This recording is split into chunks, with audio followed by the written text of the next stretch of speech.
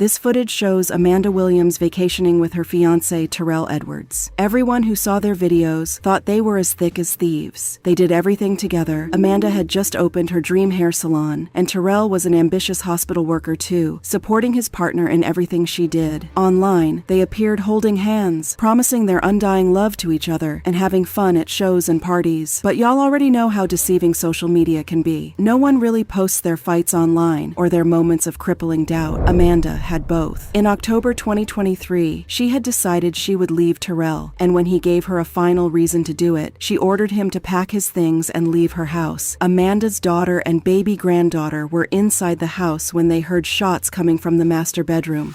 I have to live the rest of my life knowing that I wasn't there for my baby. She must have been terrified. She must have been terrified for her children downstairs.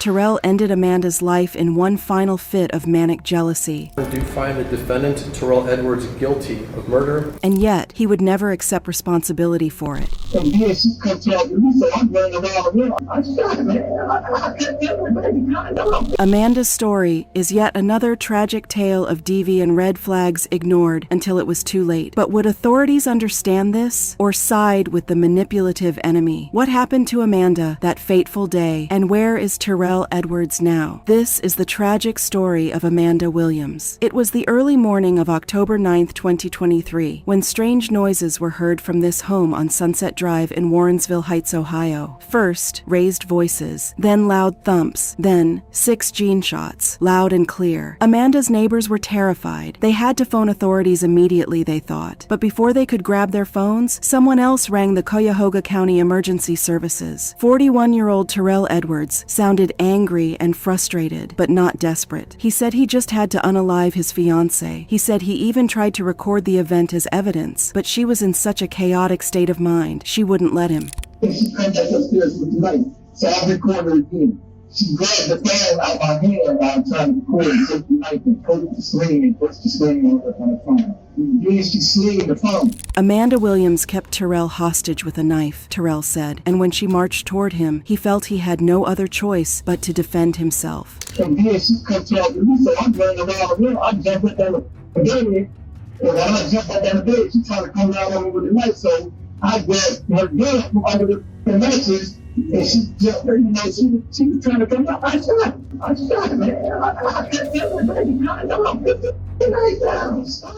Just so y'all understand, Tirrell's honesty, he defended himself by firing 6 bullets into Amanda, most of them into her chest. What's more, Amanda's daughter and young granddaughter had heard everything. Imagine rushing up the stairs to your mother's aid, only to find her lifeless body on the floor, in an abnormal position, in a red pool. Through all of this, Tirrell insisted he was innocent, a confused man, caught at the wrong place, at the wrong time. Authorities would have to do a lot of digging. Years of ignored warnings and shocking red flags would reveal the truth about Tirrell Edwards, but would he face the consequences for it? Warrensville Heights, Ohio is home to just over 13,000 people. It's a suburb of Cleveland, known for its peace and quiet, schools and parks for kids. It's one of those places filled with historic landmarks, national parks, and hiking routes that attract young people to move there and maybe even start a family or a business. A Lamode Styles hair salon was one of the small but popular businesses that had opened recently in the area. The owner, Amanda Williams, was growing more popular by the month. Through social media and word of mouth, people were encouraging their friends to get their hair done at this friendly, professional lady. Amanda was born in Cleveland on April 18, 1977, into a large but very tightly knit family. They were devout Christians, and family time, to them, was sacred. They did everything together and shared their most intimate thoughts with each other. Amanda was also a sorority member and a mother of 2. She'd had her kids early on, and they did too. So by the time she was in her early 40s, she was already a grandma too.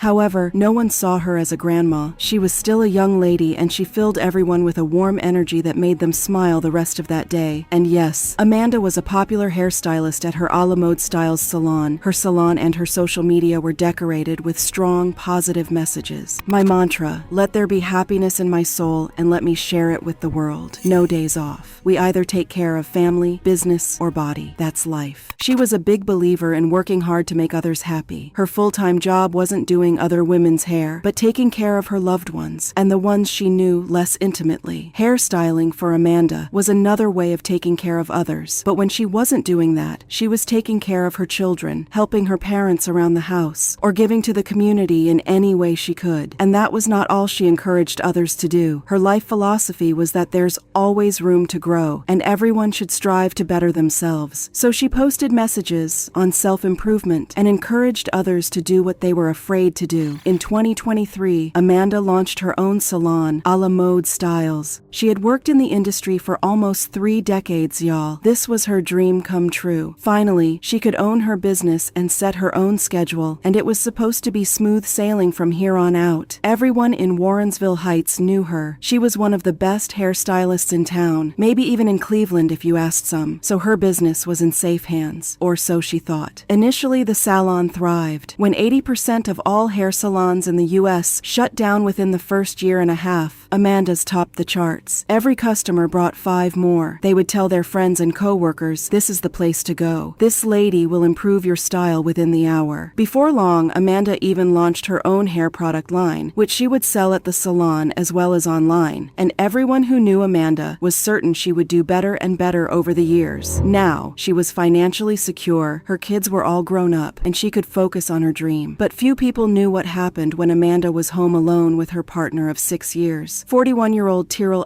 was a hospital worker. When his time allowed, he also worked as a driver for Walmart. On the surface, he seemed a good fit for Amanda. He was hardworking and ambitious, just like her, and Amanda seemed happy in her relationship, at least online. She would post photos from their Valentine's dinner and videos from their birthday trip to an Usher concert in Las Vegas. And Amanda even announced her engagement to Tirrell in late 2022. But just months after the happy announcement, Amanda would confide in her friends that she thought of leaving Tirrell. You might say Amanda and Tirrell's engagement was their last attempt to fix their years-long issues. Perhaps they thought that, with this commitment, they would promise to better themselves for each other. Well, Amanda was always into self-improvement. It was one of her main life goals. But Tirrell did not seem to be on the same page. In 2023, the couple went to several couples therapy sessions. While the sessions are private and the therapist cannot disclose everything that was discussed, Tirrell's own family was quick to speak to the detectives in late 2023. They revealed that Tirrell had been abusing Amanda verbally, physically, and emotionally for a long time. He had no criminal record, but he had a history of being the jealous, manipulative type. And y'all know by now, if you run into this type of partner, run. In 2019, Tirrell was arrested for the first time for DV against Amanda. Another woman filed a restraining order against him the following year after she accused him of stalking and threatening her. And on the morning of October 9th, 2023, the worst happened. Want to know why? A few days before, Amanda had returned from a cosmetology convention, and Tirrell welcomed her with an angry face. He wouldn't hug her. When Amanda asked what was going on, he said he was furious. She did not respond immediately to his text message earlier. 1. She was at a convention with other people, after which she was traveling. 2. Who in their right mind expects their partner to respond immediately every single time? Tirrell was in his 40s. Had he learned nothing about giving people space yet? These two fought the entire day. Each had a point of view that conflicted with the others. They would not find a middle ground. Angered, Amanda disconnected her fiancé's phone, so Tirrell went ahead and got a new phone number. And the fight continued. Amanda's daughter and granddaughter were upstairs, so the couple went to the basement to be able to raise their voices and not trouble the other two. As Tirrell's statements got more violent, Amanda realized she'd had enough. She'd been planning to do this for a while now. This was the time. She told him to pack his bags and leave her house forever. Initially, Tirrell said okay and started gathering his stuff. But an hour or so later, he called 911 from his bedroom. He'd just unalived his fiancée in self-defense, he said. I'm sorry, man. I can't get my baby. I'm 58 pounds. Stop. The first responders got to their address within 10 minutes. They found Amanda's lifeless body on their bedroom floor, riddled with bullets. She was pronounced dead at the scene. Her daughter and granddaughter were there, crying their hearts out in a state of shock. They could not process what had happened. Although they knew Tirrell and his tendencies, they never imagined he was capable of this. Tirrell said he didn't think he was either. He just grabbed his weapon from under the mattress. As Amanda was holding him hostage at knife point, he reacted impulsively. He agreed, but he never intended to take her life. To the shock of Amanda's loved ones, this seemed enough for the detectives. They let him go for the day. For any woman to be killed and only have an hour and a half or 2 hour investigation about it. Every woman in Warrensville and any city should be scared. Amanda's family was furious. They could not let her death be in vain. They could not let Tirrell get away with it. I'm Amanda's brother. I'm Joey. And thank you, buddy. And I need justice. So, I mean, however you got to come, I need it. You see all these people behind me? I mean, she's loved by a lot. She got an army behind her. And we begging for it the right way. We want justice. Amanda's brother and mother shed tears as they thought of Amanda's last moments. I have to live the rest of my life knowing that I wasn't there for my baby. She must have been terrified. She must have been terrified for her children downstairs. Imagine the sheer terror she must have felt when she realized she wasn't getting out of that fight alive, that she would never get to say goodbye to her loved ones, and that she would not be able to protect her daughter and granddaughter from finding her the way they did. You know, I just need some closure. I need some peace with her children to move forward. That's all. We just need some peace and justice. That's all we're asking for. She did not deserve this. And Joey was right. A 2-hour investigation was not enough for any victim of DV. There must be a complex inquest into the culprit's past, their relationship, and everything that led to that moment. The family's attorney said, "The evidence that the police department had earlier was not the full picture. And as Pastor Vernon said, we're now going to bring all of that evidence that the full picture is painted in one scene. Now there should be an investigation." And when Pastor Vernon spoke out, he revealed what the detectives should have. I saw a pattern of domestic abuse. Watch this whole pattern of abuse, apology. Abuse, apology. It's all throughout the thread. Abuse, apology, and then watch this, acquiescing. Her, okay, man, I would have snatched her out. Yes, guilty, she should have left. That does not justify you taking her life. By abse apology, Vernon is referring to something simple, but tragically all too frequent. Toxic, absive partners know in their heart they are absive. So when they are confronted with it and know there is the possibility of losing their partner, they apologize and promise to change. Sometimes it's a bit more layered. Manipulative, narcissistic partners often come into people's lives with huge promises and compliments. In other words, love bombing. Then the nasty behavior begins, and it only ends when the partner wants to put an end to the relationship. It is a manipulative tactic that typically occurs in the early stages of a relationship when the narcissist is trying to win over their partner. The cycle generally begins with love bombing, where the narcissist showers their partner with intense affection and attention to create a strong bond. This leads to idealization, where the partner is placed on a pedestal and a deep sense of connection is established. Gradually, the narcissist will begin to devalue their partner, becoming critical, degrading, and distant. This cycle often culminates in a discard where the narcissist abruptly ends the relationship with little explanation. In some cases, the narcissist might engage in hoovering, which involves attempting to draw the partner back into the relationship through love bombing and promises of change. If the partner returns to the relationship, the cycle often repeats itself, only to end in eventual devaluation and discard. And in the case of truly violent partners, when they want to leave, the victim is at their most vulnerable stage.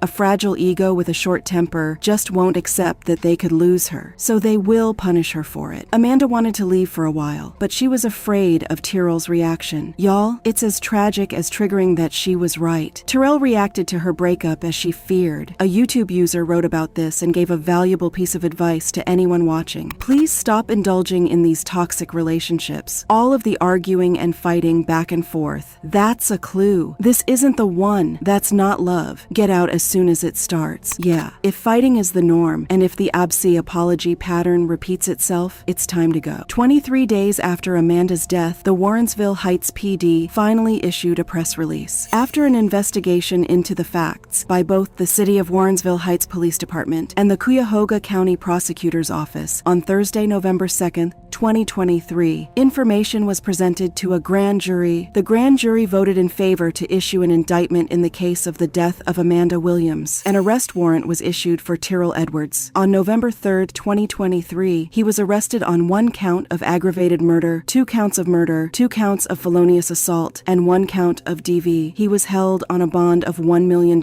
His trial began on February 27, 2024. The prosecution argued that his self-defense claims were prepared before he unalived Amanda. Tirrell had decided he would take her life, and he already knew what he would tell the authorities when he called them. The prosecutor also reminded the jury of the obvious fact: Tirrell had fired 6 times into Amanda. This was the total number of bullets he had. This was not self-defense. The defendant gets a gun and shoots her 6 times. A revolver, emptying the revolver into Amanda Williams, killing her in her own bedroom. And the other obvious clue: Tirrell was responding badly to a breakup. She had told him to leave. I want you to leave. Go. He said no. And she has a knife with her, and they're arguing. Tirrell's attorney had a totally different picture to paint. His scenario was just as obvious, he said. Nothing mistakable about this. This man, at the moment he shot, did not want to be stabbed with that knife. And it was imminent, and that's the choice he made. That is self-defense, and that's the only choice he had. The judge's face here is telling. I think he believes Tirrell's attorney as much as we do. After hours of arguments and testimonies, it was Amanda's daughter's turn to speak. That's right, the woman who was in the same house with her when her life was taken away. I wrote everything down because I want to make sure I get every point. Honestly, I feel if anyone could take a person's life intentionally, should never see another day in light. I would wish the death penalty, but unfortunately that's not here, so life in prison is best bet. I just can't stomach the fact that I have to live the rest of my life without my mom. My daughter has to live the rest of her life without her grandma because a coward wanted to take her life. My mom did not deserve this at all. No one deserves the ending Amanda met, and her daughter revealed something else, something few people, especially killers, think about: the huge void Tirrell left when he took Amanda. My mother was a family-oriented person. She was my motivator, my best friend. She was the glue to this family. She was my guidance, my everything. I just can't live without her. Amanda meant the world to many people in her life. Now, they will struggle forever. The intense trauma felt after losing a loved one to murder never goes away. Not really. And I can't imagine just living life without my mom.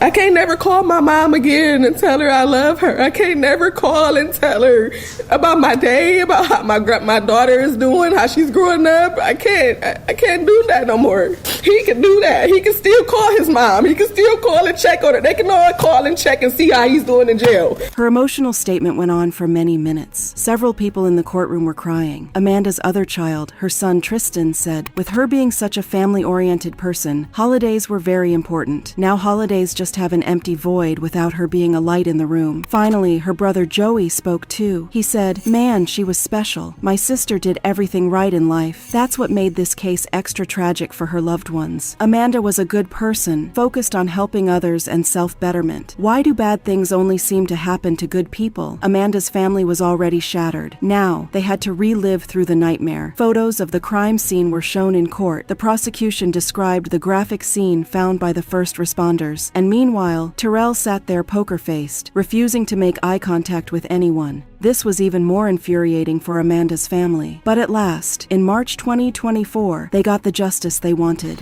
A Warrensville Heights man convicted of killing his fiancée will serve 24 years to life in prison. This afternoon, a judge sentenced Tirrell Edwards for the death of Amanda Williams. Justice for Amanda. Joey said the family was happy enough with the sentence. We got what we can get to.